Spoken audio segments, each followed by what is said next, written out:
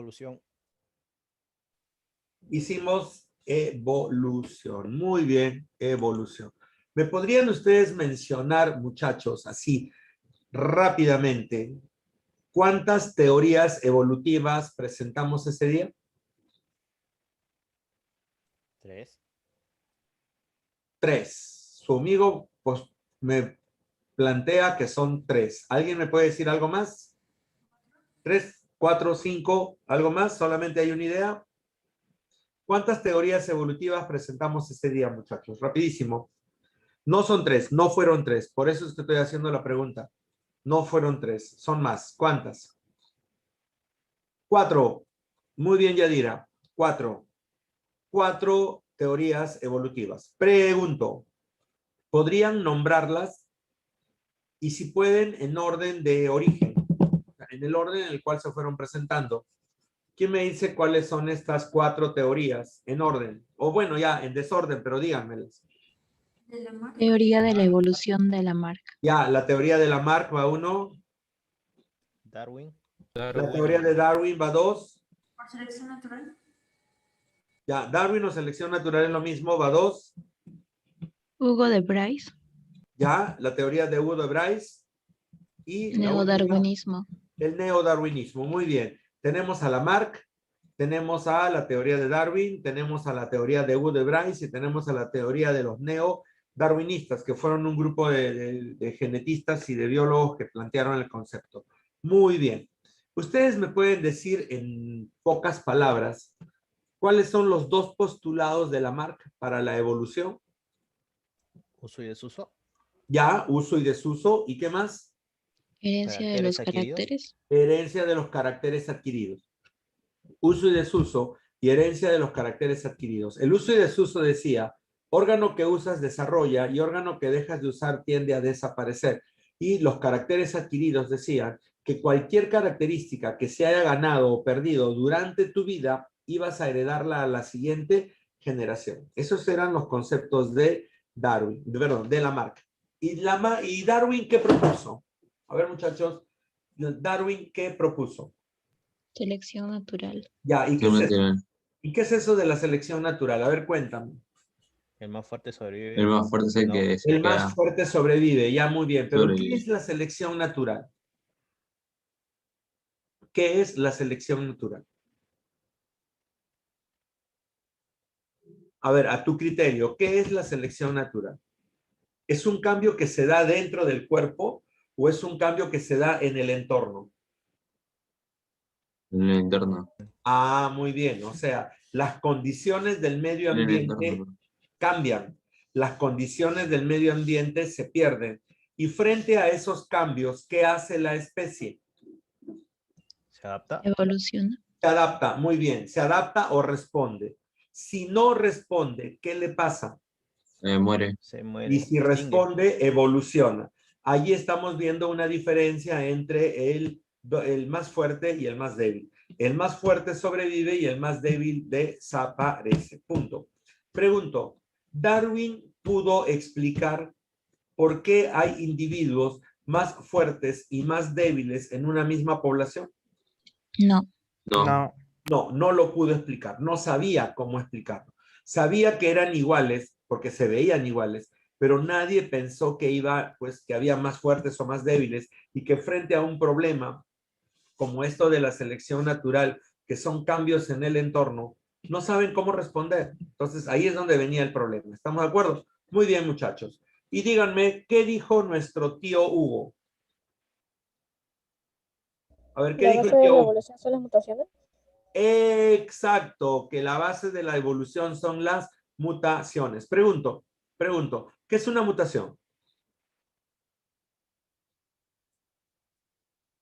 Lo hemos hecho, hemos trabajado eso y se los he Un definido. cambio. Y les he dicho hasta 2 veces los tipos. ¿Cambios a qué nivel? De material genético. Genético. Cambios a nivel de Genético. material genético. Me atrevo a preguntar, para ustedes, ¿qué es material genético? El Que ADN. nos da Exacto, el ADN son los cambios a nivel del ADN, cambios a nivel del material genético, o sea, cambios a nivel del ADN, ¿de acuerdo? Muy bien, y hemos hablado de estos cambios. Hemos hablado, por ejemplo, de los cambios que se dan a nivel estructural y a nivel numérico, ¿de acuerdo? Cuando un cromosoma o el ADN pierde una base nitrogenada o gana una base nitrogenada. También hemos dicho que puede haber una delección, una translocación, una inversión. Y también hemos dicho que puede haber, eso es estructural. Y a nivel numérico hemos dicho que puede ganar un cromosoma o perder un cromosoma. O puede ganar una gran cantidad de cromosomas o perder una gran cantidad de cromosomas. O sea, todo eso son las mutaciones. Muy bien. Y díganme, ¿qué plantean los neodarwinistas? ¿Qué plantean los neodarwinistas? ¿Qué hacen o qué dicen los neodarwinistas? ¿Qué es lo nuevo que han traído? Porque mira, están diciendo neo-Darwin, nuevo Darwin. ¿Qué es lo nuevo que han traído para Darwin? A ver, ¿quién me ayuda? Ah, Sí. defendían la exclusividad de la selección natural como mecanismo del cambio orgánico. Pucha, eso lo has leído literal, ¿ah? Pero ahora explícame, ¿qué significa eso? Claro, es que tú lo lees, pero si no lo entiendes es como si no estuvieras diciendo nada. A ver, explícame qué es lo que me has tratado de decir. Ah, a ver. Eh, mm, ¿Puedo dar mi punto de vista, profesor? Sí, habla. Yo lo que entendí de la propuesta de neodarwinista es que ahora es, claro, sustenta la teoría de Darwin, pero ahora ya más basado en el porqué a base de material genético. Está bien, exacto. Eso es lo que eso es lo que quería escuchar. Si ustedes recuerdan, lo acabamos de decir ahorita, justo cuando estábamos repasando ahorita, qué es lo que no pudo responder Darwin? ¿Cómo sucedió? ¿Por qué? ¿Perdón? ¿Cuál era el ¿Por qué ser? sucedió? ¿Por qué? Claro, ¿cuál era el más, o El más fuerte. por qué habían más fuertes y más débiles? ¿Me entiendes?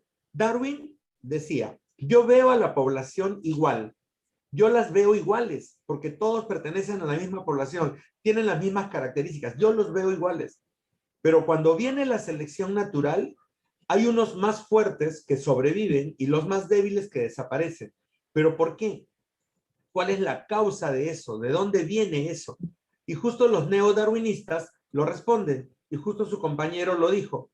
Es porque ponen genética, ahora ya explican con la genética, y tú a través de la genética ya lo puedes entender.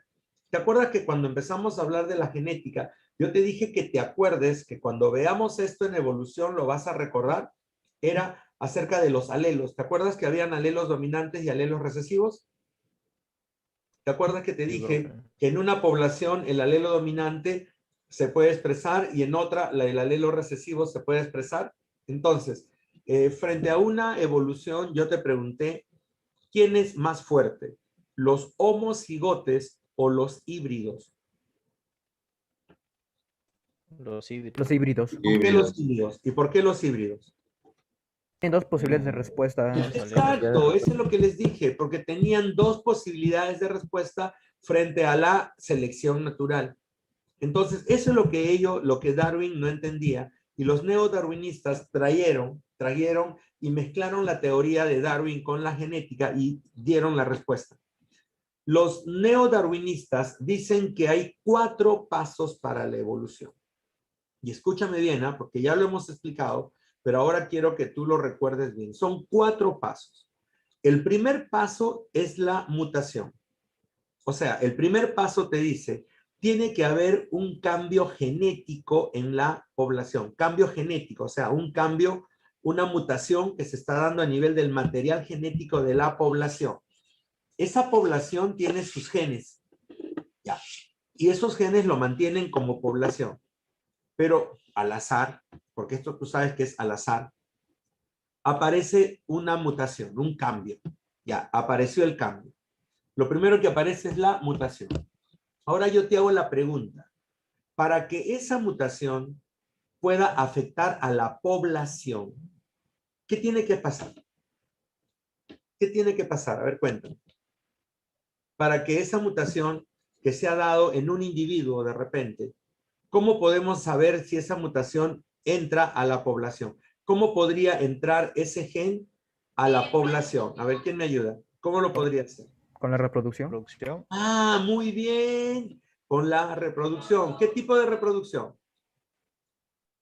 ¿Sexual o asexual? Sexual. Sexual. Claro, pues lógico, Sexual. porque durante la reproducción sexual se produce la recombinación del material. Y si yo tengo el gen acá y tengo el otro gen acá, ¿de acuerdo? Se recombinan y empiezan a mezclarse los genes. Excelente, muy bien. Lo van agarrando por ahí. Muy bien, sigamos. Pero luego, cuando ya la característica entró, en la población, ¿de acuerdo? ¿Qué tiene que ocurrir ahora?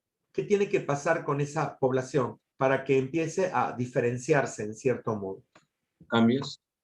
No, ya se dieron los cambios, porque ya se dio la reproducción sexual, el gen ya se metió, entonces vamos a tener individuos que tienen el gen y individuos que no lo tienen. O sea, individuos que tienen el gen mutado e individuos que no lo tienen. Tú los ves iguales, pero hay unos que tienen el gen mutado porque lo han heredado y otros que no lo tienen. Hasta ahí creo que lo podemos entender. Pero escúchame, ¿qué tiene que ocurrir ahora? Hay dos poblaciones ahí mezcladas que no Tiene que se ve morir. mucho la diferencia, pero hay una población ahí. ¿Qué crees tú que tendría que ocurrir? Selección natural. Selección. No, antes de la selección. Adaptarse. A ver, chamo, antes de la selección. Una separa. Separación. Una separación. Exacto, tiene que haber una separación. Y esa separación puede darse de dos maneras. A través de una barrera geográfica que aparece entre las dos poblaciones y las separa, o a través de una separación biológica. De repente, este grupo que tiene el gen mutado se madura muy rápido frente al otro que madura más lento.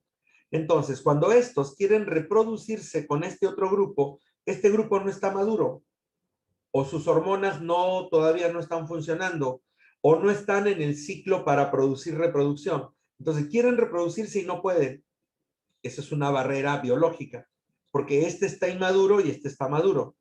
Cuando este ya empezó a reproducirse entre su propio grupo, este ya madura, pero ya no va a poder reproducirse porque este ya está pues en etapa de desarrollo embrionario, criando crías y todo lo demás, y esta ya no va a poder reproducirse. Entonces, están viviendo juntos, son iguales, pero maduran diferente, entonces se están creando como que dos poblaciones en el mismo lugar. Ahora sí, ¿cuál sería el último paso para la evolución? Lo que dijeron hace un rato, Selección natural. Selección natural. Exacto, ahora viene la selección natural y dentro de esas dos poblaciones la selección actúa. De repente el que tiene el gen mutado responde y dice, yo puedo, yo lo respondo y se adapta. Y el que no tiene el gen mutado no puede responder, se va desapareciendo. Al final, esta población, que era la que nueva, se podría decir, se queda dueña de todo y empieza a reproducirse y vuelve a generar una población diferente. ¿Entendieron el proceso? Eso lo dice el neodarwinismo. 4 etapas para la evolución. Primero, mutación. Segundo, reproducción sexual. Tercero, aislamiento. Y cuarto, selección natural. Se acabó. Son las 4 etapas que nos indican evolución. Creo que sí. ¿Hasta ahí lo podemos entender? Sí, profesor. Ah, ya, gracias. Yo pensé que nadie iba a decir nada y dije, de repente no han entendido nada. Pero sí creo que lo captaron ahora mejor. Sí, profesor. Sí, profesor. Sí, profesor. Muy bien, Sí, excelente. profesor. Entonces, yo voy a dejar, ya no me van a ver la cara, ya no se van a asustar conmigo y ahora vamos a ir al trabajo. Aquí está. Me informan cuando vean la imagen, por favor. No se queden mudos. Cuando ya está compartido, me lo informan, por favor. Ya se ve, profesor. Listo, profesor. ¿Ya están todos? Excelente. Entonces, ahora te voy a hacer una consulta sencilla y rápida. Si nosotros tenemos a través de la evolución tal cantidad de seres vivos, una cantidad así pues inmensa de seres vivos, ¿Tú crees que podríamos estudiar a todos a la vez? Profe.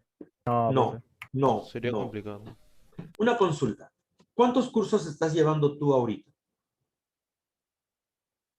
18 cursos. 18. 18. Pregunto. Tú, con la experiencia que tienes, porque hay que decir que ustedes ya son muchachos con experiencia. Porque yo les dije cuando empezábamos clases hace tiempo, yo les dije que les iba a hacer unas preguntas de este tipo conforme vayamos avanzando, y creo que ahora llega el momento para entenderlo. Quiero que ustedes volteen un ratito hacia atrás y se vean en su primer día o en su primera semana de clases en la academia. Y quiero que ustedes mismos se respondan y digan, ese muchacho o esa chica que estuvo en esa primera semana, ¿es igual a la chica que está ahorita escuchando clase? ¿O han sentido el cambio? Un cambio, profe. Un cambio, profe. Hay cambio, ¿cierto? Han cambiado. Se han acostumbrado a estudiar de una manera, ya tienen un ritmo de estudio, ya saben muchas cosas que antes no sabían, que se les había perdido en el camino. Y lógicamente, para que ustedes puedan llegar a eso, ustedes han tenido que ordenarse, ¿o no? Porque yo no creo que ustedes tengan todas sus cosas tiradas dentro del cuarto totalmente desordenadas y que cuando quieran repasar o estudiar no puedan ni siquiera encontrar las copias, a veces, o si lo tienen dentro de la laptop, de la computadora, lo tengan todo desordenado, porque yo creo que eso sería imposible para alguien que quiere estudiar tener las cosas totalmente desordenadas. Entonces yo planteo lo mismo. Si yo quiero estudiar a los seres vivos, los quiero estudiar, yo no puedo tener a los seres vivos mezclados. Un hongo con una planta con un protozoario, un protozoario con una bacteria con un organismo animal. O sea, los voy a tener tan mezclados que cuando yo los vea digo, pero ¿y esto qué es? Estoy totalmente, está desordenado, no entiendo nada, está totalmente desorganizado. Entonces yo voy a tratar de buscar un orden para poder estudiarlos mejor. Y eso es justamente lo que pasa, pues, eso es lo que ocurre. Frente a la gran cantidad de seres vivos, que tenemos, se buscó la forma de estudiarlos mejor. Y para estudiarlos mejor, pues tengo que organizarlos. Y la única forma de organizarlos era a través de un tema muy interesante que vamos a tratar hoy día y que vamos a empezar a desarrollar, que es la taxonomía. La primera pregunta, ¿qué es para ustedes taxonomía? Díganme lo que tengan en la cabeza. No les estoy pidiendo una definición porque tampoco esto es examen. Lo que yo quiero saber es qué hay para yo poder ayudarte, modificar lo que tienes si es que está equivocado o hacer más fuerte lo que tengas en tu cabeza que es lo correcto. A ver, ¿qué es para ti taxonomía? ¿Clasificación, profe? O sea, Organización de los seres vivos. clasificación. Clasificación. La taxonomía para ti es una forma de clasificar. Vas a clasificar. Jerarquizar también. Ya, O sea, ¿y qué significa para ti eso de clasificar? dividir en grupos de seres vivos. Ya, Los divides. dividido considerando qué. Sus características. Ah, muy bien. O sea, vas a comparar características y vas a decir, este individuo se parece a este, entonces lo agrupo acá. Pero este individuo es diferente, entonces lo agrupo en esta otra categoría. Y así poco a poco voy creando categorías y voy creando diferencias, ¿me entiendes? Esa es la taxonomía. Muy bien, muy bien. Si empezamos por ahí, esa es la taxonomía. Es la rama, ¿de acuerdo? La rama de la biología que agrupa y clasifica a los seres vivos en categorías o grupos taxonómicos. Categorías o grupos taxonómicos. La taxonomía es una ciencia y como ciencia tiene leyes, tiene, se podría decir, normas que hay que seguir para poder clasificar. Leyes, normas, reglamentos que hay que seguir para poder clasificar a los seres vivos. Pero la taxonomía se va de la mano con una palabra muy importante, que es la sistemática. ¿Qué es la sistemática? La sistemática es el grado de parentesco que vamos a encontrar dentro de los organismos vivos. Y dependiendo de ese parentesco, yo los agrupo en diferentes categorías. ¿Entiendes? Entonces, la taxonomía es la ciencia que clasifica a los seres vivos considerando normas, leyes, reglamentos, parámetros, etc. Y la sistemática es el punto de vista en el cual yo voy a clasificar y buscar un grado de parentesco entre los seres vivos. ¿Lo tienes? Taxonomía viene de la palabra griega taxis, que significa orden, y nomos, que significa leyes o normas. ¿Estamos de acuerdo? Tú estás llevando 18 cursos, y los 18 cursos los llevas de manera ordenada, los tienes bien ordenaditos, clasificados, incluso cuando quieras repasar, para ti va a ser mucho más fácil, porque no tienes que estar buscando entre toda una pirámide de cuadernos o de libros, sabes dónde está todo organizadito, lo tienes ahí bien ordenado. Eso es una forma de vida y esa es una norma que te ayuda a estudiar mejor. En taxonomía pasa lo mismo. Tienes ahí todos esos cajones que llevan un nombre: dominio, reino, filum, clase, orden, familia, género y especie. Y al costado tienes toda una ruma de animales, como cuando tienes tú toda esa ruma de ropa que tienes tirada sobre la cama. ¿De acuerdo? Y ahora tienes que ordenarlo, pues. Cada cajón lleva un tipo especial de ropa, no vas a mezclar todas las ropas por mezclarlas. Ropa de invierno, ropa de verano, ropa interior, medias, ¿de acuerdo? Blusas, casacas, qué sé yo, pantalones, leggings, todo lo que ustedes tengan. Y mira, ahí está cada orden, ahí está cada orden. Entonces, eso es lo que se hace. La taxonomía escoge a estos organismos y los va clasificando en categorías taxonómicas. Categorías taxonómicas. La taxonomía te dice, tengo estos principios, tengo estas leyes, tengo estas bases, y coge a los seres vivos y mételos dentro de estas categorías taxonómicas. A cada categoría, llámalo taxón. Taxón. ¿Estamos de acuerdo? Por ejemplo, el taxón género, el taxón orden, el taxón reino, ¿de acuerdo? Y a todos los llamas categorías taxonómicas. Entonces, a ver, trata de recordarlos, por favor. Las categorías taxonómicas son el dominio, el reino, filum o división, clase, orden, familia, género, especie. Estas son las categorías que ahora se utilizan. Ahora.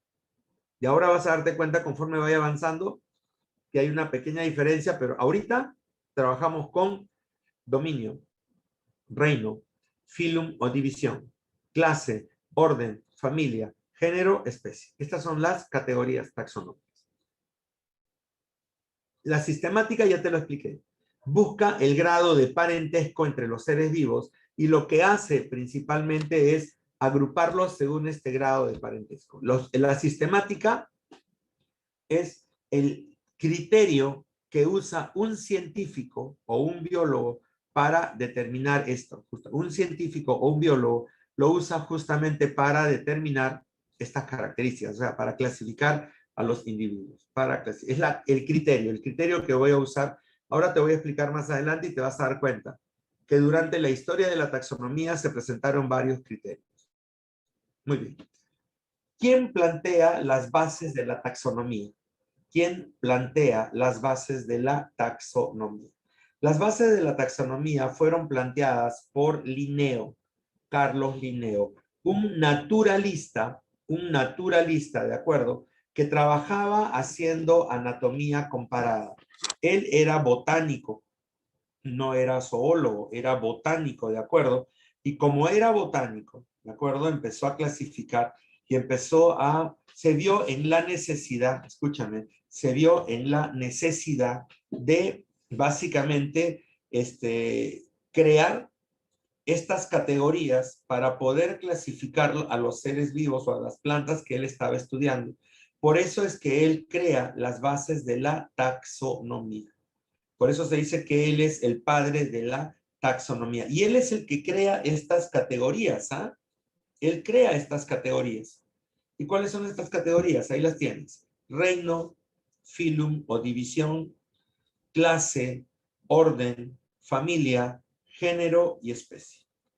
Tienes al reino, filum o división, clase, orden, familia, género y especie.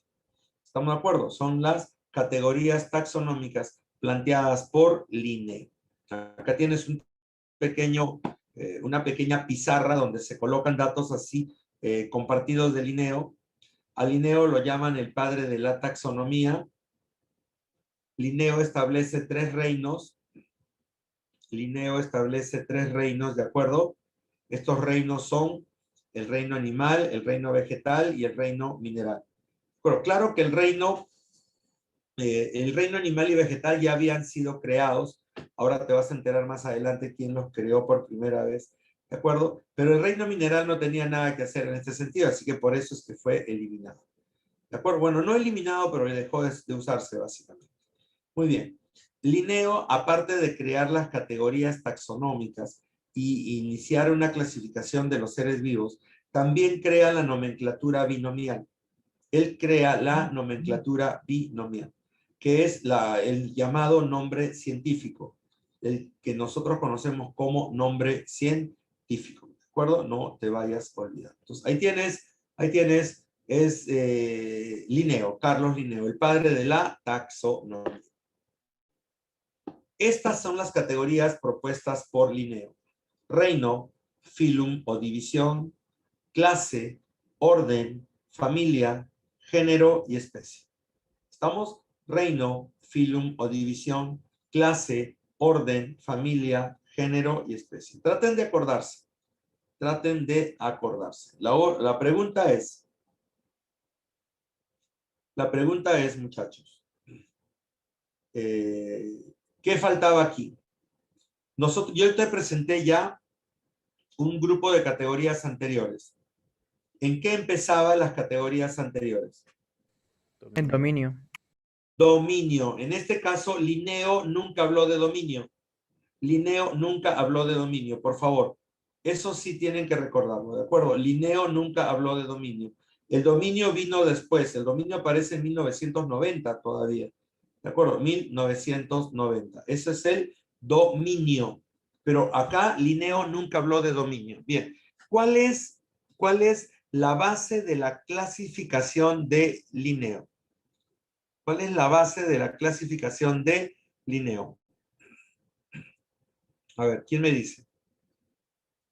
La base de la clasificación de Linneo es la especie. La base de la clasificación de Linneo es la especie. ¿Cómo defines a una especie? Una especie dicen que es un conjunto de individuos que tienen las mismas características, el mismo hábitat, el mismo nicho ecológico y tienen capacidad reproductiva. ¿De acuerdo? Y dan origen a descendencia fértil. O sea, producen descendencia fértil. Repito, ¿qué es una especie? Conjunto de individuos con características semejantes que viven en un mismo lugar, que cumplen una misma función. Eso es hábitat y nicho ecológico. Nicho ecológico es la función que cumple el ser vivo en la naturaleza. ¿Para qué sirves? ¿Eres un productor? ¿Eres un consumidor? ¿Eres un desintegrador? Eso es tu nicho ecológico, ¿de acuerdo? Entonces, la especie tiene un nicho ecológico, tiene un lugar donde se desarrolla, ¿de acuerdo? Y además tienen capacidad reproductiva.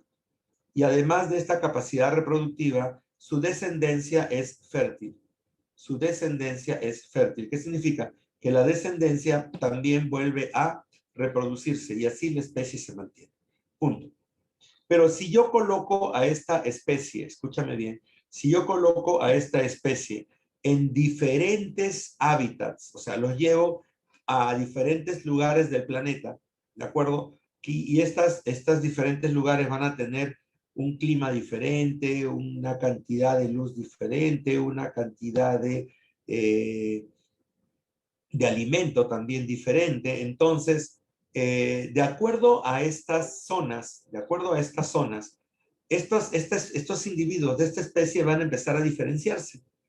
Y esas pequeñas diferencias hacen que aparezcan diferencias y dentro de la misma especie, vamos a ver que existen ciertas diferencias. Por ejemplo, te pregunto, mira o imagínate a un individuo negro africano con un asiático. Ya, puede ser un coreano, un japonés o un chino. Se parecen bastante, pero ya. Un africano con un asiático. Pregunto, ¿los dos son humanos? Sí. Sí, Sí. ¿Pero son iguales? No. No. no. No. Porque si tú ves a una persona de raza africana, son altos y musculosos. Y los asiáticos son más bajos y con menos músculo. Una persona africana tiene la piel oscura, totalmente oscura. Los asiáticos tienen la piel clara, tirando a blanca, casi porcelana. El tipo de cabello es diferente, el tipo de ojos es diferente, el tipo de nariz es diferente. Pero yo te pregunto, si una persona de raza negra se casa con una persona de raza africana, ¿pueden tener hijos? Sí, profe. Sí, Sí. ¿Esos hijos son fértiles y pueden seguir reproduciéndose? sí, Sí, profe. También. Entonces, ¿pertenecen a la misma especie? Sí. sí. Sí, pertenecen a la misma especie. ¿Pero por qué no son iguales? Porque tienen diferencias geográficas. Y a esas diferencias geográficas o a esas variantes que se encuentran por diferencias geográficas las llama subespecie. Las llama subespecie. Cuando estás hablando de animales, estás hablando de razas. Por eso hablamos de raza humana, porque en animales se utiliza la palabra raza. Cuando hablamos de plantas, estamos hablando de variedades. Variedades. Y cuando hablamos de bacterias, estamos hablando de cepas. Los microorganismos se hablan de cepas. Entonces, estas son las diferentes o las diferencias que nosotros vamos a encontrar en las poblaciones o en las especies que se pueden diferenciar por acción del medio ambiente. Se van diferenciando por acción del medio ambiente. ¿De acuerdo? Bien, ahora escúchame. Acuérdate, para plantas son variedades, para animales son razas, para microorganismos son cepas. ¿De acuerdo? Ahí está. ¿Qué es una especie? La tienes ahí. Una especie es un conjunto de individuos que pueden reproducirse entre sí produciendo descendencia fértil. ¿Qué condiciones debe tener una especie? Deben tener las mismas características, un ancestro común, ¿de acuerdo? Tienen que tener un mismo nicho ecológico, o sea, una misma función biológica, deben tener un mismo hábitat, un mismo hábitat. Ahora, ¿qué es una subespecie? La subespecie está hablando de variedades o razas geográficas que se producen justamente por estas diferencias geográficas, por los lugares geográficos donde se desarrollan, ¿de acuerdo? Por ejemplo, cuando llegaron los españoles aquí a América, el español se cruzaba con la gente indígena, la propia de acá, y se generaba el mestizo. Cuando el español se cruzaba con el negro, generaba al mulato. Y cuando el negro se cruzaba con la población indígena, generaba al sambo. Entonces, ahí lo tienes, ¿ah? Estos sí es una forma de razas. Razas que se producen al cruzar una raza con otra raza. Y acá tienes a tus perritos. Todos son perros. Pueden tener diferente tamaño, cara, forma, pero son perros. ¿De acuerdo? Y todos tienen las mismas características. O por lo menos tienen los mismos cromosomas. Y en la papa igual. ¿Te estás viendo la papa? ¿De acuerdo? ¿Te estás viendo a la papa? La papa tiene varias variedades. Tiene diferentes, perdón, diferentes variedades. ¿De acuerdo? Tiene diferentes variedades. ¿De acuerdo? Esta es una de las características de los vegetales. Y tienes, no todas, porque hay una gran cantidad, pero ahí tienes una característica de las variedades de papas que nosotros vamos a encontrar. Muy bien, ahora muchachos, ¿qué es la nomenclatura binomial? ¿A qué llamamos nosotros nomenclatura binomial? ¿Qué es la nomenclatura binomial? binomial, ¿de acuerdo? Es el nombre científico propuesto por Linneo para poder diferenciar a los seres vivos o a los organismos y poder clasificarlos adecuadamente. La nomenclatura binomial lleva este nombre porque está formado por dos términos, el género y la especie. El género va con la primera letra en mayúscula y las demás en minúscula, y la especie va toda en minúscula, ¿de acuerdo? Cuando lo escribimos en tipeo, o sea, en letra de imprenta o tipeo, todo va en negrita, pero cuando lo hacemos a mano, va en letra cursiva y subrayada por separado. El género separado de la especie, ¿de acuerdo? El género separado de la especie. Muy bien, ahora sigamos. Acá tienes un ejemplo. Homo sapiens, conocidísimo. Todos ustedes conocen al Homo sapiens, ¿de acuerdo? El Homo sapiens o el hombre, Homo sapiens u hombre, ¿de acuerdo? Este Homo sapiens, ¿de acuerdo? Este Homo sapiens, el nombre científico lo tienen ahí. Ahí tienen el nombre científico. Homo es el género, sapiens la especie. Homo sapiens. Mira, el género va con la primera letra en mayúscula, las demás en minúscula, y sapiens, que es la especie, todo en minúscula.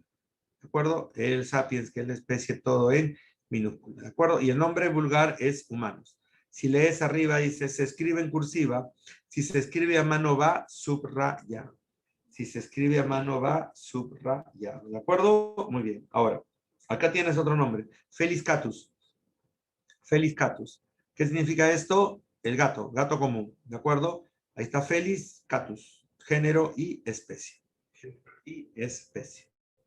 Muy bien. Acá tienes algunos ejemplos de nombres científicos. ¿De acuerdo? De bacterias. Acá te he colocado más nombres científicos de bacterias, porque en realidad los otros nombres científicos no son tan difíciles de encontrar, pero a veces encontrar una lista de bacterias es difícil. Aquí las tienes. Por ejemplo, la tuberculosis, la tifoidea, ahí tienes un nombre científico, la gonorrea, la salmonela, la que causa la neumonía y la que causa la sífilis y la que puede causar la sífilis. Ahí tienen básicamente ustedes algunos de los nombres más importantes en este caso. ¿De acuerdo, muchachos? Muy bien. Ahora, vamos a ver. Esta es la clasificación del humano. Así que si alguna vez tú la ves por algún lugar, esta es la clasificación humana. Esta es la clasificación humana. Así se clasifica a los humanos, ¿de acuerdo? Nosotros pertenecemos al dominio Eucaria. Entonces yo escucho por ahí la pregunta, ¿por qué? ¿Por qué al dominio Eucaria? Porque pertenecemos a o tenemos células eucariotas en nuestra estructura. Tenemos células eucariotas en nuestra estructura, ¿de acuerdo? Una eucariota ya la conoces, es una célula que tiene núcleo con carioteca, membranas, organelas con membrana y toda esa cosa que ya conocen ustedes. Ahora, ¿por qué pertenecemos al reino Animalia? ¿Por qué pertenecemos al reino Animalia, muchachos? A ver, ¿por qué somos animales? A ver, ¿por qué pertenecemos al grupo de los animales? Porque somos heterótrofos, y aparte de ser heterótrofos, nos desplazamos, nos movemos, ¿de acuerdo? Tenemos capacidad de locomoción. ¿De acuerdo? Muy bien. Pertenecemos al filo Chordata. ¿Por qué Chordata? Porque tenemos cordón nervioso. Tenemos un cordón nervioso, pero pertenecemos al subfilum Vertebrata. ¿Por qué Vertebrata? Porque tenemos básicamente una columna vertebral formada por unos huesos que son las vértebras que en cierto modo van a proteger a este cordón nervioso.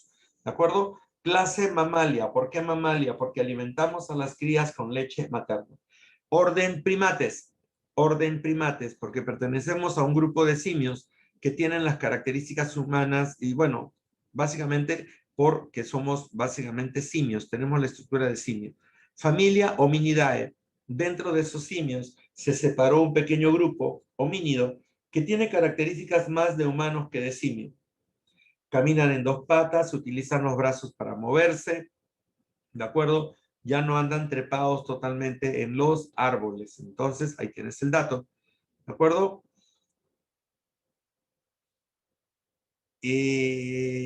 género Homo. Género Homo. El género Homo es el de hombre, ¿de acuerdo? El género Homo es el de hombre, ¿de acuerdo? Y sapiens, especie, hombre pensante. Acuérdate que hubo otros homos antes, Homo erectus, Homo habilis. Ahora tenemos al Homo sapiens, aunque algunos piensan que hay una subdivisión que es Homo sapiens sapiens, que es una variante de este sapiens, ¿de acuerdo? Pero todavía no está totalmente determinada, pero lo que sí sabemos es que somos Homo sapiens, los famosos hombres pensantes. Punto. Ahí tienen el dato. Ahora, antes de entrar al desarrollo de la taxonomía, me gustaría que ustedes me digan sus ideas concretas. A ver, escúchenme, por favor, ¿eh? Y quiero respuestas rápidas, no se me demoren demasiado. Creo que sí lo pueden hacer. ¿Qué es taxonomía? Muchachos. Clasificación de las especies. Clasificación de los seres vivos. La clasificación de los seres vivos. Muy bien. ¿Qué es la sistemática? Ordenarlos con características iguales. Agrupación de seres. Grado de parentesco. Se escucha bien bajito el que me respondió primero. A ver, repítanme después. ¿Qué es la sistemática? Es el grupo de criterio parentesco que entre se seres usa vivos para y poder eso determina a qué grupo Busca grado de puede parentesco. pertenecer. Grado de parentesco o el punto de vista para clasificar a los seres vivos considerando un grado de parentesco. ¿De acuerdo? Es el grado de parentesco. ¿Estamos de acuerdo hasta ahí? Muy bien. Ahora, ¿qué es una categoría taxonómica? Nivel de jerarquía. Un nivel de... Los niveles de jerarquía en los cuales lo voy a clasificar. A cada categoría lo llamo taxón. ¿Ustedes se acuerdan cuáles son las categorías propuestas por Linneo? Reino, filo, división, División, clase, orden, familia, familia, género y especie. familia, género y especie. Muy bien, muy bien, muy bien. Hasta ahí estamos todos de acuerdo. Díganme, ¿por qué consideran a Linneo el padre de la taxonomía?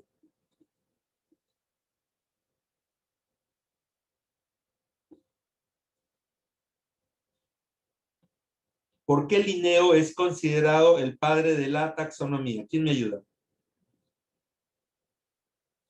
¿Nadie? ¿Por qué, muchachos?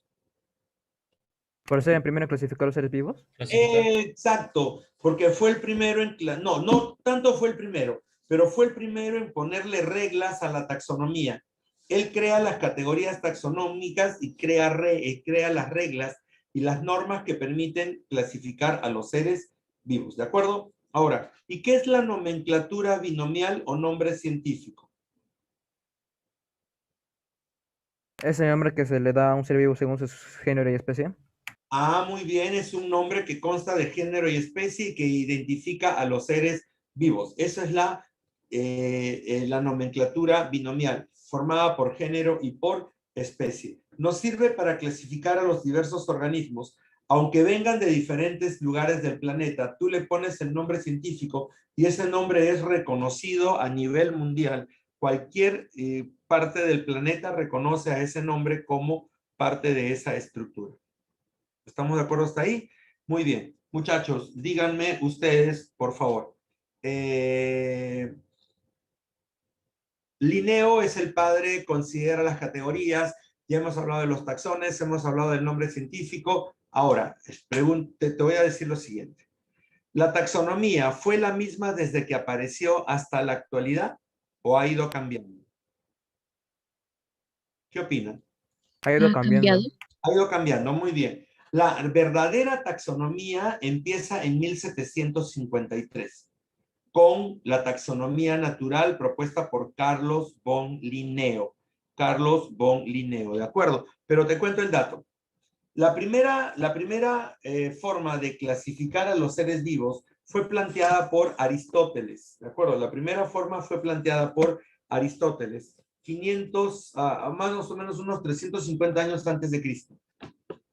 A esta taxonomía la llamamos la taxonomía artificial. ¿Por qué la llamamos taxonomía artificial? Fue planteada por Aristóteles, separando al reino animal del reino vegetal y considerando a los animales y vegetales bajo criterios de uso o utilidad. ¿De acuerdo? ¿Para qué me servía habían animales, y también, por ejemplo, dónde habitaban. Según esto, esta taxonomía propuesta por Aristóteles decía que los animales eran de hábitat terrestre, marino y aéreo, ¿de acuerdo? Y también hablaba acerca de la utilidad, si eran animales para consumir, para el consumo o alimento, eran animales de adorno, eran animales de defensa, o eran animales de transporte, o también podríamos hablar de las plantas, ¿de acuerdo? Plantas que básicamente, si eran útiles para alimento, eran tóxicas, eran curativas, eran decorativas, ¿de acuerdo? Uso, nada más, solamente se hablaba del uso. Y esa era la primera forma de clasificación de los seres vivos planteado por Aristóteles. De ahí mira al salto que se da hasta 1753. 1753. O sea, ya casi 3.000, 2.000 años de diferencia, si se habrán dado cuenta. ¿De acuerdo? Bien, entonces, aparece el sistema de Linneo. A este sistema lo vamos a llamar taxonomía natural. ¿Y por qué la llamamos taxonomía natural? Porque es una taxonomía que se da en base a la anatomía comparada. O sea, lo que comparaba Linneo en este caso eran órganos, ¿de acuerdo? Y empieza a clasificar de acuerdo a la similitud de los órganos. Y bueno, Linneo fue el que plantea las bases reales de la taxonomía. A partir de Linneo se podría decir que ya nació la ciencia que es la taxonomía, nació. Porque hasta antes solamente se daban características y se hacían ese tipo de comparaciones, pero no había reglas, no había normas, se clasificaba cada uno de manera independiente. Pero ahora no, ahora ya tenemos unas reglas, unas normas que se han ido modificando, no lo voy a negar, no son las mismas que tenía Linneo, pero ayudan y permiten justamente que los seres vivos se sigan clasificando. Entonces ahí tienes el sistema natural. ¿De acuerdo? La taxonomía natural propuesta por Linneo y su sistemática es anatomía comparada. La taxonomía propuesta por Aristóteles, la sistemática era uso, el uso o la utilidad que se le da a ciertas estructuras. Punto. La filogenia, la tercera taxonomía, la taxonomía filogenética. La taxonomía filogenética fue planteada por Darwin, Charles Darwin. ¿Cuál fue la característica de Charles Darwin? Que Darwin buscaba el origen de las especies. Darwin buscaba el origen de las especies, ¿de acuerdo? Entonces, crea los famosos árboles genealógicos. Estos árboles genealógicos te iban emparentando hasta llegar a la rama que te dio origen. Según Darwin, nosotros venimos de los loris y los gálagos, luego vienen los lemures, luego los terceros, los monos del Nuevo Mundo, los monos del Viejo Mundo, y de una rama de los monos del Viejo Mundo aparecen los hominoides, que son los homínidos, que son monos que se parecen al humano. Tienes a los gibones, al orangután, al gorila, al chimpancé y al humano. Nosotros somos de una rama de los gorilas, que se diferencian en chimpancés y humanos, y nosotros nos diferenciamos de los chimpancés y creamos la especie Homo, ¿de acuerdo? El grupo Homo. Creo que sí. Eso se llama filogenética. Y la sistemática es el origen, el parentesco y el origen que tienen las especies buscando su orden genealógico, ¿de acuerdo? Y por último, la biología o la taxonomía molecular. La taxonomía molecular es una rama actual. Esta sí es una rama actual. Más o menos a partir de 1975-77, esta rama aparece, ¿de acuerdo? Esta rama aparece. Y lo que buscan es básicamente comparar las moléculas que puedan presentarse en diferentes organismos, moléculas que puedan presentarse en diferentes organismos y que sean comunes. O sea, van a buscar moléculas que sean comunes. Por ejemplo, si tú tienes una albúmina, que es una proteína, y ese otro ser vivo también tiene albúmina y tienen la misma función, entonces estos deben tener algún grado de parentesco. Una vez que determinas si las proteínas son iguales, determinas de dónde vienen, de qué código, y es ahí donde recién empiezas a tocar el código genético, el ADN, con su código genético. ¿Estamos de acuerdo? Bien. Pero esta taxonomía molecular fue la base para iniciar básicamente las famosas pruebas de paternidad que ustedes conocen. Estas pruebas de paternidad que se conocen, ¿de acuerdo? Estas pruebas de paternidad, ¿qué buscan? Comparar el ADN y ver si hay un grado de parentesco entre estos dos ADN. Entonces es lógico. Tú, por ejemplo, tú y tu papá deberían tener cerca de un 95 a 99% de similitud. Nunca vayas a pensar que eres 100% igual, porque si no serías genéticamente idéntico gemelo, pero no, eso no es posible. Pero hay un grado de parentesco, hasta un 98, 99% de parentesco. Entonces, esas son las pruebas. Y entonces, imagínate, yo le hago una prueba de ADN a un individuo y lo comparo con el otro, y la misma prueba, y encuentro que tienen mucha similitud. Entonces deben tener alguna relación, algún nexo en ese proceso.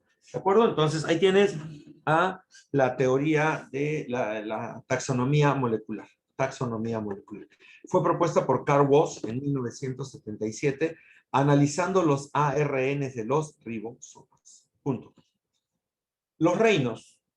Los reinos biológicos no aparecieron de un día para otro.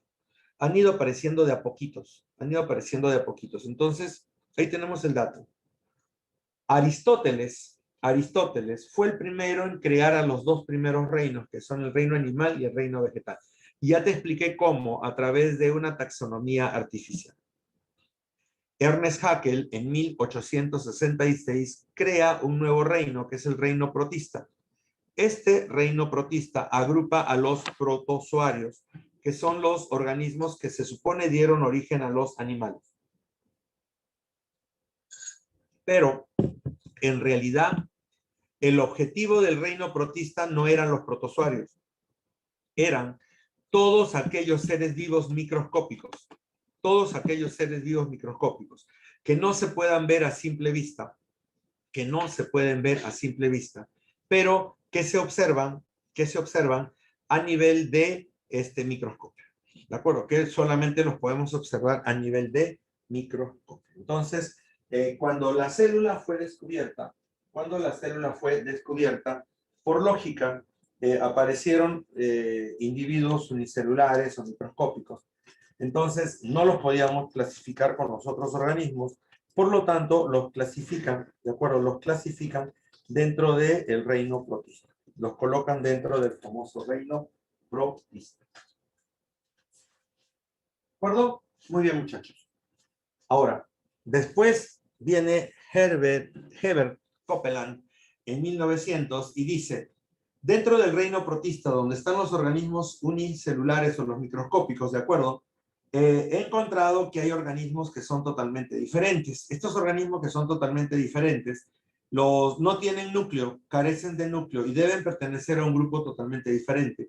Y plum, crean el reino monera, agrupando a las células procariotas que se encontraron sin núcleo y con una gran diferencia con la célula eucariota, que ustedes ya conocen. Y por último vino Whittaker en el año 69 y al hacer el análisis y empezar a revisar al reino planta, se encuentra que dentro de las plantas había un grupo de organismos que no realizan fotosíntesis. La planta se caracteriza porque realiza fotosíntesis y tiene pared celular. Pero si en este caso no tiene pared celular, no se mueve porque está fija al suelo, pero no tiene cloroplastos y no realiza fotosíntesis, por lo tanto es un organismo heterótrofo y no debe estar agrupado con las plantas. Entonces crearon el famoso reino Fungus. A partir de ahí se creó el reino Fungus. Creo que estamos de acuerdo hasta ahí. Entonces ya tenemos los 5 reinos conocidos hasta más o menos el año de 1969. ¿De acuerdo? Son los 5 reinos. A ver, si yo les pregunto, ¿quién crea el reino monera? Herbert Herbert Copeland. Copeland. Copeland, ¿de acuerdo? Muy bien. ¿Quién crea al reino protista? Ernest Haeckel. ¿Quién crea al reino fungi? Whittaker. Whittaker. Whittaker. ¿Quién crea al reino animal y planta?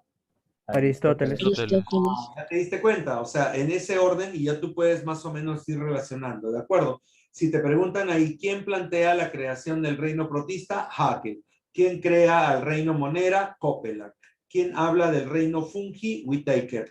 ¿Y quién crea a los dos primeros reinos en el mundo biológico? Aristóteles, separando a los animales de las plantas y de acuerdo a sus características. ¿Hasta ahí lo entiendo? ¿Hasta ahí vamos bien? ¿No hay problema? Avanza. Pero en 1990, Carl Woese revoluciona la biología planteando un concepto muy especial. Él dice que debe haber una categoría taxonómica superior al reino. ¿Por qué superior al reino? ¿De acuerdo? Porque debe considerar la estructura celular que forma parte de esos seres vivos. O sea, ¿qué tipo de célula tienen estos individuos en su cuerpo? ¿Entiendes? Entonces, por eso es que Carl Woese en un primer momento lo habla como si fuera un trabajo de filogenia y bioquímica. Filogenia buscando la relación que existe y bioquímica buscando si es que estas reacciones permiten entender mejor el origen. ¿De acuerdo? Entonces, Carl Woese dice, nosotros deberíamos clasificar a los seres vivos en dos grandes grupos, de acuerdo al tipo de célula que tengan. Esa nueva categoría va a ser el dominio. Lo vamos a llamar dominio. Y van a haber primeramente dos dominios. ¿De acuerdo? Básicamente, deberían haber dos dominios. El eucaria y el procaria. ¿Por qué eucaria? Porque tiene células eucariotas. ¿Por qué procaria? Porque tiene células procariotas. Punto. Eso es lo primero que planteó Carl Woese. El dominio eucaria y el dominio procaria. Recuérdalo. El dominio procaria tiene al reino monera y el dominio eucaria tiene al reino protista, fungi, planta y animal. Protista, fungi, planta y animal. ¿De acuerdo? Bien. Pero el mismo Carl Woese, él mismo, continuando con sus análisis y con sus estudios, coge al ARN de los ribosomas de estos organismos y empieza a revisarlos. Coge a los, básicamente, al ribosoma y lo analiza, empezando a buscar bases complementarias y todo lo demás, y se da con la sorpresa de que hay diferencias entre un grupo de procariotas con otro grupo de procariotas. Entonces, el mismo Carl Woese dice, no pueden pertenecer ni al mismo reino y no pueden pertenecer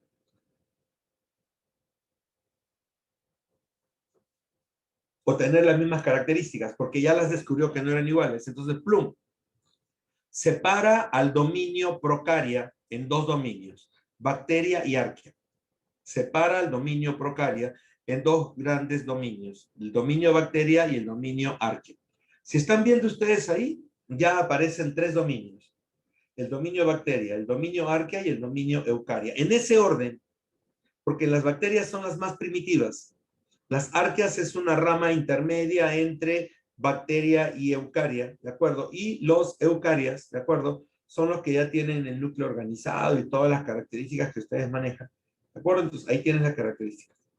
Entonces, el mismo Carl Woese separa al dominio procaria en dos dominios, bacteria y arquea, ¿de acuerdo?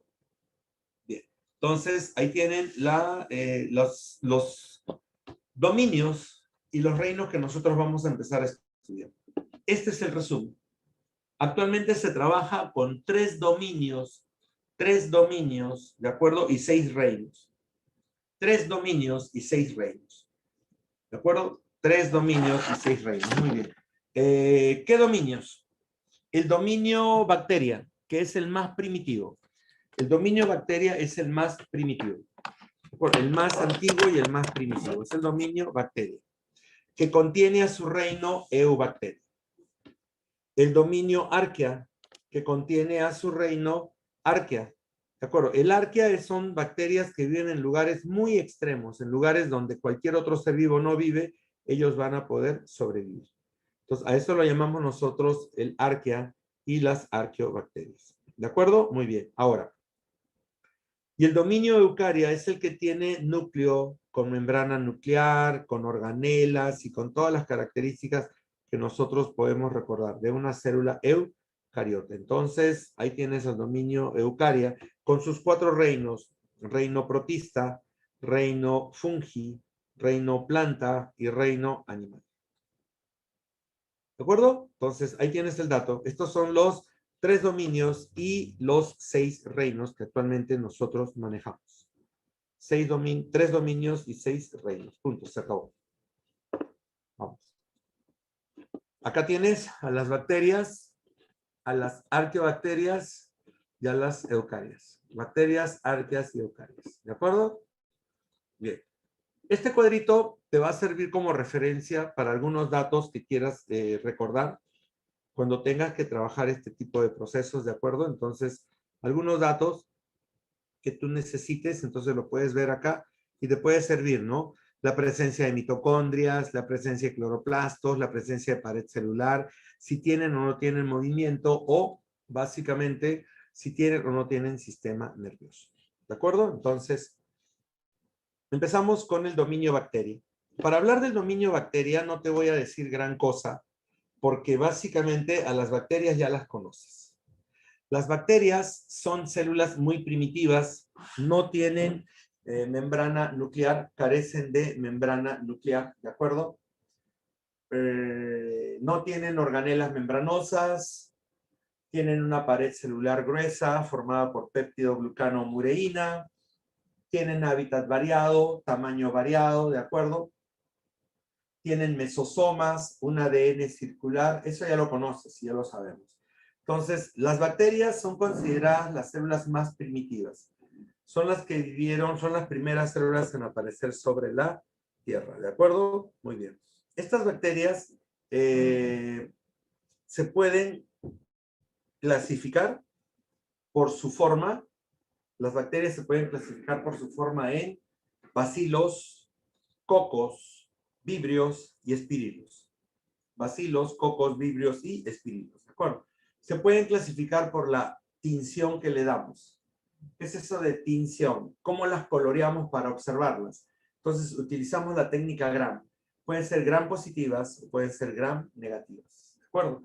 Y hay un sistema que se está trabajando, que está considerando características patógenas y forma y hábitat de estas bacterias. Entonces tenemos a las eubacteriales, que son esféricas o de forma basilar, espiroquetales, que tienen forma de espiral, ahí tienes a las treponemas y a las leptospiras, actinomicetales, ¿de acuerdo? Que son bacterias muy pequeñas, ¿de acuerdo? Los actinomicetos, las micoplasmales, que son las micoplasmas, que son bacterias que no tienen pared celular, clamidiobacterias, hifomicrobiales, mixobacteriales y rickettsiales, ¿de acuerdo? Son bacterias que por la forma como parasitan van a ser clasificadas. Y las pseudomonadales, que son las famosas pseudomonas, que pueden causar infecciones a nivel de las vías respiratorias o a nivel de las vías digestivas. Entonces, estas son las bacterias. No vamos a decir la gran cosa, porque básicamente es lo que ustedes ya conocen. Ya hemos hablado de células procariotas, les he hablado de sus partes, les he hablado de su ADN, cómo se reproducen, ¿se acuerdan? Hemos hablado de las bacterias por fisión binaria o por esporulación, conjugación, ¿se acuerdan? Eso ya lo hemos conversado. Entonces, esto es las bacterias, básicamente. Después de las bacterias, acá tienes unos pequeños ejemplos, los bacillus, la bordetella, Clostridium, Escherichia coli, espirulina, Staphylococcus, Streptococcus, Salmonella. ¿De acuerdo? Muy bien. Después de las bacterias aparecen las arqueas. Estas arqueas fueron planteadas recién en 1970 gracias a los trabajos de Carl Walsh y sus colaboradores. ¿De acuerdo? Ahora, el dominio arquea se considera como una rama intermedia entre los procariotes y los eucariotes. ¿De acuerdo? Entonces, estas arqueas tienen características parecidas a las de una bacteria, pero también tienen características parecidas a las de una célula eucariota. ¿De acuerdo? Carl Walsh lo que descubrió es que hay una secuencia en los ARN ribosomales de todos los seres vivos, y lo que hace es compararlo y empieza a agrupar y empieza a considerar esas características de este ARN ribosomal. El dominio arquea, ¿de acuerdo? El dominio arquea tiene muy pocas bacterias que causan enfermedades en el humano. ¿de acuerdo? Lo consideran como el eslabón entre una bacteria y una célula eucariota. O sea, claro, la bacteria es bien radical en su forma y la célula eucariota es bien radical en su forma. Entonces, cada una, ¿de acuerdo? Cada una mantiene sus características, pero cuando se hacían los estudios, nadie entendía cómo es posible que pasemos de una bacteria a una célula eucariota tan rápido, sin haber pasado por un estado intermedio. Cuando descubrieron a las arqueobacterias, recién dijeron, ah, ya, aquí tenemos ese eslabón que se había perdido y que ya lo encontramos y que ahora sí podemos identificar y decir, ah, ya, esto sí es un intermediario entre célula procariota y célula, o sea, entre una bacteria y una célula eucariota. Una bacteria y una célula eucariota. ¿De acuerdo hasta ahí?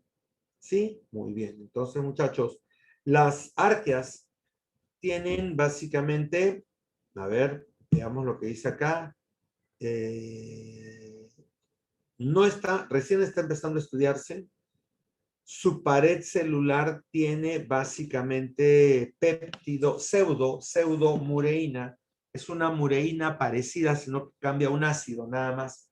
Tiene esa característica, esa pseudo, ¿de acuerdo? ¿Qué más?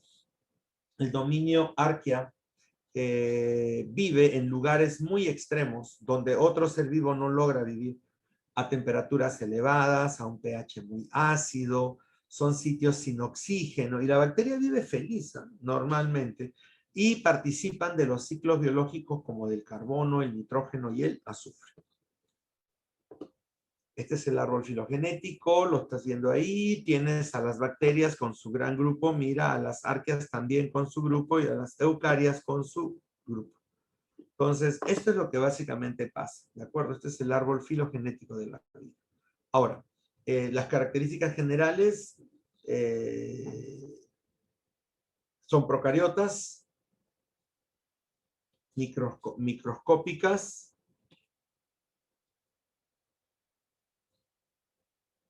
replican su ADN como cualquier célula normal.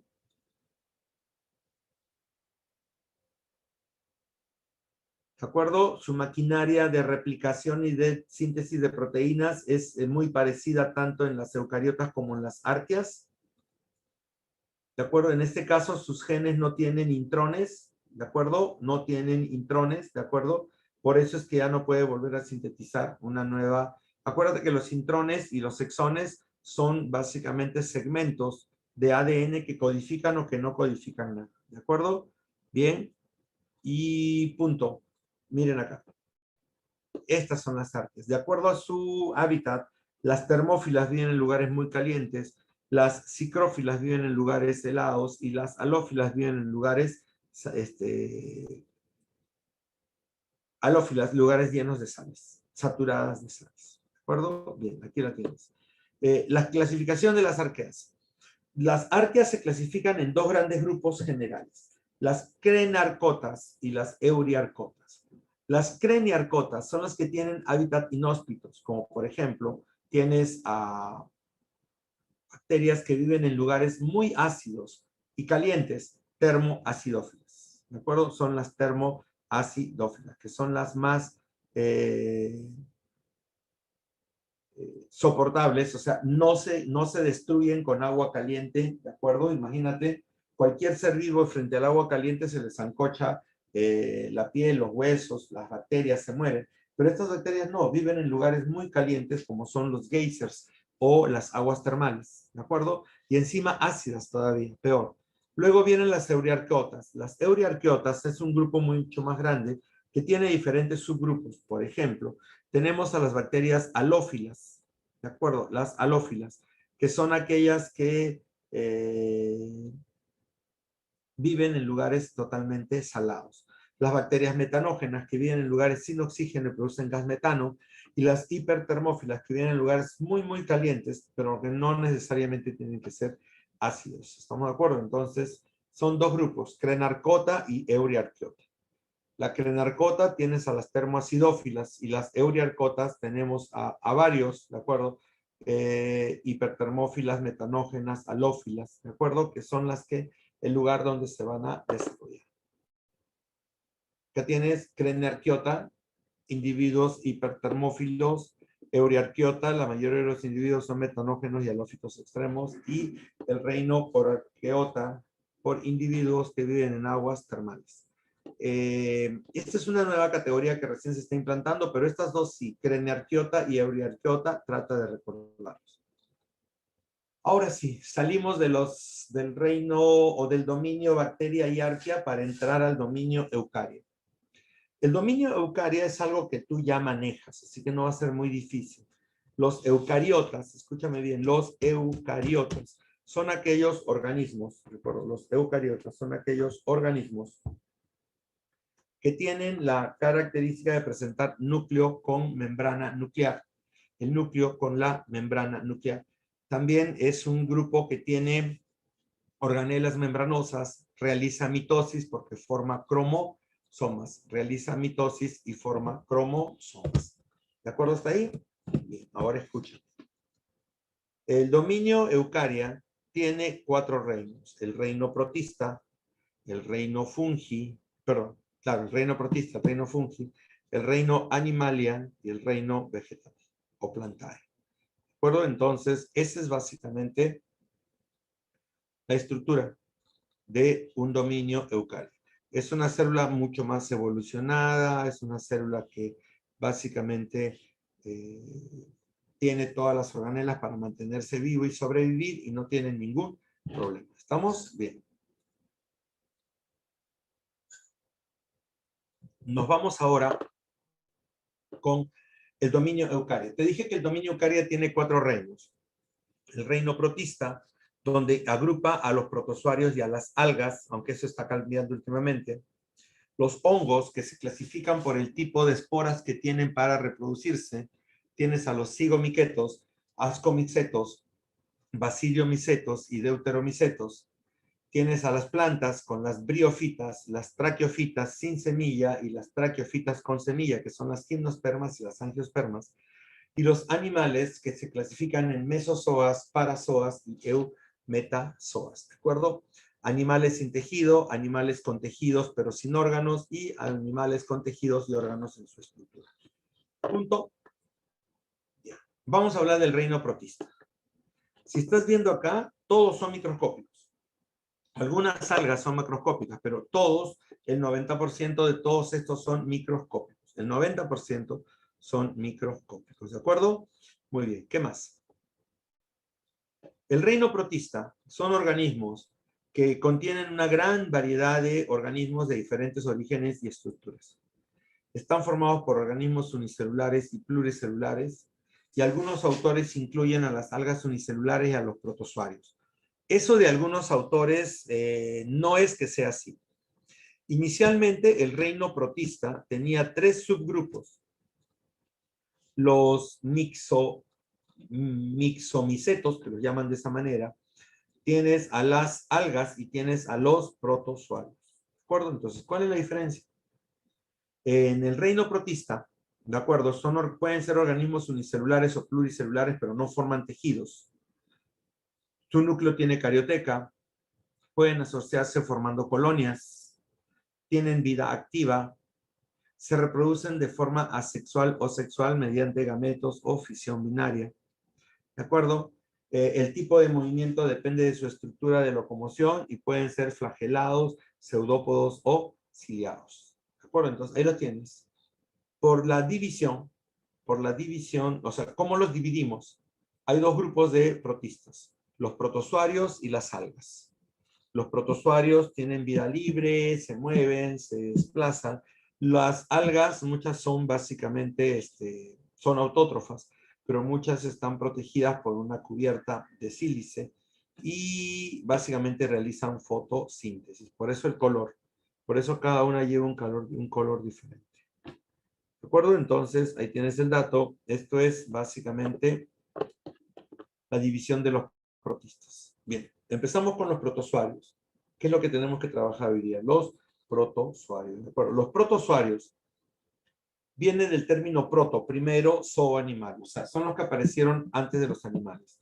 Y muchos piensan que es básicamente el inicio, porque ellos fueron, o sea, ellos fueron los que se empezaron a diferenciar y empezaron a dar origen a las estructuras, pues, y dieron origen a los organismos animales. Entonces, eso es lo que se plantea, ¿de acuerdo? Eso es lo que se plantea. Ahora,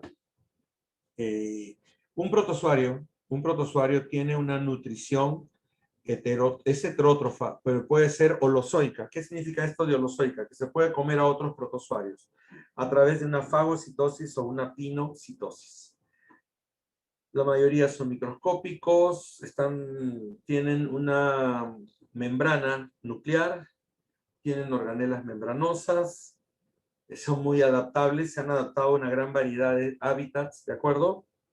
Se reproducen por mitosis, pero ahora te tengo que comentar esto. Dentro de los protozoarios, hay dos formas de vida. Formas de vida, no estoy diciendo que sean no estoy diciendo que sean dos especies o dos grupos diferentes, sino que son dos formas del mismo individuo. ¿De acuerdo? Entonces, estas dos formas son el quiste y el trofozoito. A ver, la mayoría de protozoarios son parásitos. La mayoría son parásitos. Entonces, estos protozoarios, cuando están dentro de tu cuerpo, tienen esta forma activa. Mira, tienen flagelos, tienen cilios, tienen pseudópodos, se mueven, se van por todas partes. A eso lo llamas trofozoito, porque es la forma activa. Pero, conforme van saliendo de tu cuerpo, cuando estos parásitos están en tu cuerpo, y salen a través de las heces, por ejemplo, salen a un medio totalmente diferente. No es el mismo que encontraban dentro del intestino. Entonces, inmediatamente van a sentir que pueden morir. E inmediatamente se convierten en un quiste. Un quiste es una estructura, algo así como una semilla, donde el protozoario se guarda hasta que pueda encontrar un ambiente adecuado. Pues por eso el trofozoito es la forma activa y el quiste es la forma inactiva. Mientras está como quiste, no funciona 100%, sino que se mantiene viva nada más, pero no causa enfermedades, ningún tipo de problemas. Eso es lo que pasa cuando es un quiste, pero el quiste puede activarse y el protozoario puede empezar a desarrollarse y después de que se desarrolla, vuelve pues a producir nuevamente este ciclo de trofozoito y quiste. Trofozoito dentro del cuerpo, quiste afuera. ¿Para qué? Para protegerlo y evitar que sea destruido. Los protozoarios se clasifican de acuerdo a sus elementos de locomoción, o sea, de acuerdo a cómo se mueven, qué tienen para moverse. Entonces, en este caso hay cuatro tipos de protozoarios. Los rizópodos o sarcodinos, ¿de acuerdo? Los rizópodos o sarcodinos, que son las famosas amebas. Luego los mastigóforos o flagelados, ¿de acuerdo? Mastigóforos o flagelados. Luego tenemos a los ciliados, ¿de acuerdo? Que tienen cilios. Y luego vamos a tener a los esporozoarios, que no tienen elementos de locomoción, no tienen cómo desplazarse. Bien. Dentro de los rizópodos o sarcodinos están las amebas, que son estas. Y es esta. Esta es una ameba. ¿De acuerdo? Bien. Esta ameba, ¿de acuerdo? Esta ameba, le vamos a dar el nombre básico de rizópodos. Se les llama rizópodos o amebas, ¿de acuerdo? Que son los más comunes, rizópodos o amebas. Los podemos encontrar en agua dulce, o sea, en agua de estanque, en agua de lago, o también en los océanos, o en cualquiera de los dos lugares vive. Bien, los rizópodos son las amebas, como podríamos decir las amebas desnudas, porque son estas que están acá sin nada, estas que están acá descubiertas, ¿de acuerdo? Entonces, es una ameba común y corriente, tiene sus pseudópodos, ¿de acuerdo? Y con esto se va a desplazar. ¿Estamos de acuerdo hasta ahí? Bien. Ahora, los radiolarios son aquellos que tienen una cubierta, pero transparente, como esta que está acá. Acá le han puesto un color entre rosado y celeste, pero estas básicamente, estas que están acá, son los radiolarios, que se llevaron básicamente una concha de sílice o una cubierta de sílice, ¿de acuerdo? Entonces ahí tienes a los radiolarios. Y los foraminíferos son estos, que parecen pequeños caracolitos, pero son básicamente sustancias. ¿De acuerdo? Bien, entonces acá carbonato de calcio en los foraminíferos, acá sílice en los radiolarios y acá nada, porque está totalmente... ¿Estamos de acuerdo? Muy bien. Entonces, aquí tenemos a los rizópodos, las amebas. Acá tenemos a los ciliados. ¿Quiénes son los ciliados? Aquellos que tienen el cuerpo cubierto de estos pequeños pelitos. Ciliados, se mueven por los cilios. Dato importante, escúchame bien, ¿eh? Los ciliados es el único grupo que presenta un tubo digestivo, se podría decir, es un tubo digestivo muy prehistórico, se podría decir, muy antiguo.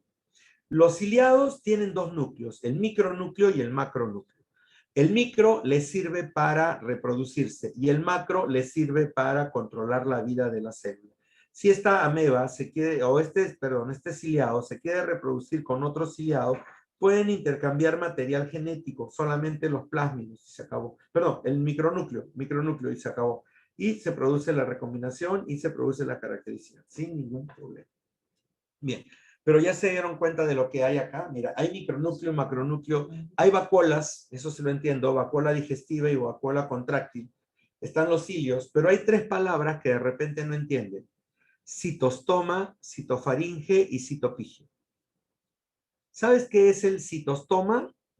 Citoostoma es la boca de la célula, porque estoma es básicamente eso. Estoma es célula.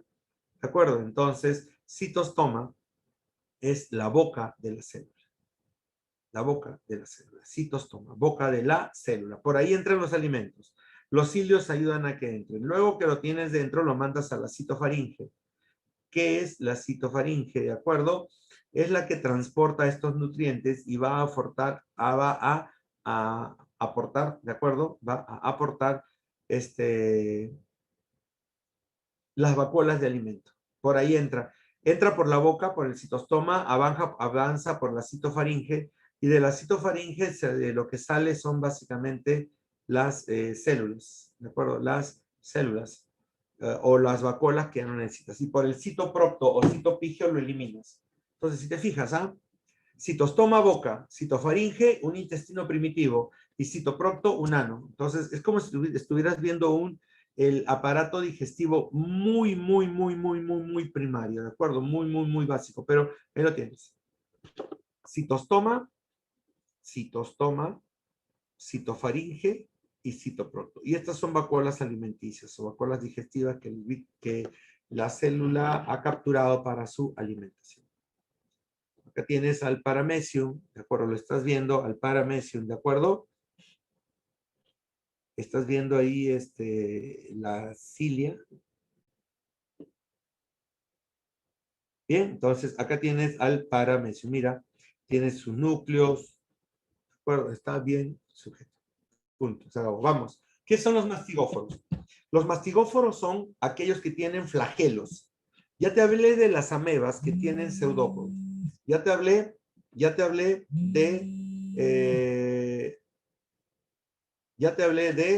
de los ciliados que tienen cilios. Ahora te estoy hablando de los mastigóforos, llamados también flagelados, porque tienen flagelo. Presentan flagelo. Los mastigóforos tienen flagelo, por eso los llaman flagelados. Son de vida libre, muchos son parásitos, ¿de acuerdo? Y utilizan su membrana y sus flagelos para capturar su propio alimento. Bien. Aquí hay dos individuos que tengo que presentarte. Trypanosoma cruzi y Giardia lamblia. Trypanosoma cruzi y Giardia lamblia. El Trypanosoma cruzi produce el mal de Chagas. El mal de Chagas se produce cuando una chirimacha, que es como una especie de chinche, que vive en los huecos de las paredes, sale y te pica, generalmente alrededor de la boca o generalmente, generalmente es alrededor de la boca o alrededor de los ojos, ¿de acuerdo? Porque sabe que hay un mayor riego para evitar justamente que pierda. Ahora, escúchame. cuando te pica el chinche, chupa sangre y defeca. En las heces está el tripanosoma. El tripanosoma, cuando tú te rascas, entra. Y al entrar, se va directamente a tu torrente sanguíneo. ¿Y sabes lo que le gusta buscar? Le gusta buscar tu corazón, tu hígado y tu vaso, que son los órganos que están llenos de sangre. Y una vez que están ahí, lo inflaman, lo hinchan, incluso pueden reventarlo y producen básicamente ese tipo de alteraciones, tipo anemia, ¿de acuerdo? Porque empiezas con la destrucción de estas células a nivel de esos órganos. Punto. La Giardia es un protozoario que lo llaman también cara de chino viejo. Ahí lo tienes. Una cara de chino viejo, todo asustado, mira, ¿de acuerdo? Bien, entonces, estas Giardias son parásitos que viven normalmente en las heces de la gallina. Cuando la gallina defeca, libera estas Giardias. Entonces, si tú por casualidad manipulas aves y no te lavas las manos adecuadamente, los quistes pueden quedar pegados en tus uñas y llegar a tu boca a través de la alimentación. Y eso puede causarte una desnutrición. ¿Sabes por qué? Porque la Giardia se pega en las paredes del intestino y lo tapa totalmente. Entonces, ahora, ¿quién está comiendo? Quien está comiendo es la Giardia. Tú no. Está comiendo la Giardia. Y entonces eso te puede llevar, incluso si es un niño, lo puede llevar a la muerte. Y por último, los esporozoarios. ¿Quiénes son los esporozoarios? Son aquellos que no tienen elementos de locomoción, carecen de elementos de locomoción. Y como no tienen elementos de locomoción, ¿qué es lo único que hacen? Tienen que ser transportados. ¿Y quiénes los transportan? Los transportan vertebrados o invertebrados. Pueden transportarlo un mosquito, como puede transportarlo un gato. El plasmodium que están viendo acá, este plasmodium es transmitido por este mosquito, Anófeles. Este mosquito, Anófeles, tiene dentro de sus glándulas salivales a un esporocito. Cuando este mosquito viene y pica al cuerpo para chuparse la sangre, con la saliva que él inyecta para que la sangre no se coagule, ¿de acuerdo? Con la salida, este protozoario ingresa dentro de el cuerpo a través de la picadura del insecto, ¿de acuerdo? Y ataca primeramente al hígado, lo ataca y empieza a parasitar a las células hepáticas. Una vez que se han reproducido generando esporas, que ya lo saben, una espora es una célula que ha dividido su núcleo en 8 o múltiplo de 8 y, acuérdense,